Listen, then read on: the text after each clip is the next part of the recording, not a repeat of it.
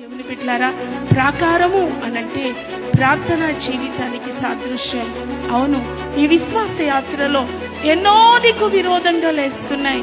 ఒకవైపు అనారోగ్యం, ఒకవైపు బలహీనత, రెండో వైపు ఆర్థిక ఇబ్బంది, మూడో వైపు భర్త ద్వారా వేదన, నాలుగో వైపు పిల్లల ద్వారా వేదన, ఎటు చూసినా భార్య ద్వారా బాధ, ఎటు చూసినా నెమ్మది లేని శత్రు కార్యాలు నీ పైన బలంగా నీ మీదికి వచ్చి నిన్ను బాధకు గురి చేస్తున్నాయా?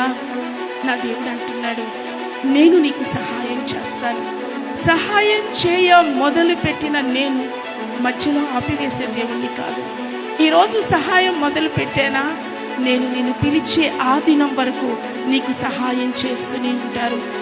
ఏది శత్రువుగా నీ పైకి వచ్చినా వాటిని దునుమాడే శక్తిని నేను నీకు ఇవ్వబోతున్నాను.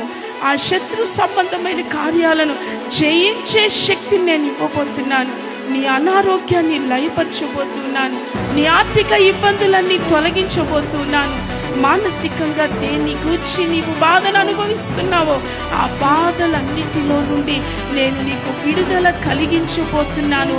నీకు సహాయం చేయబోతున్నాను. Praise the lord, praise the lord, praise the lord. చియా గారి జీవితంలో నిజంగా బలమైన శత్రువు, అన్ని దేశపు రాజులు తన పైకి దండెత్తి వచ్చినప్పటికీ దేవుని బిడ్డలారా, వారి పైన జయాన్ని పొందుకోవడానికి యెహోవా ఉజ్జియాకి సహాయం చేశాడు.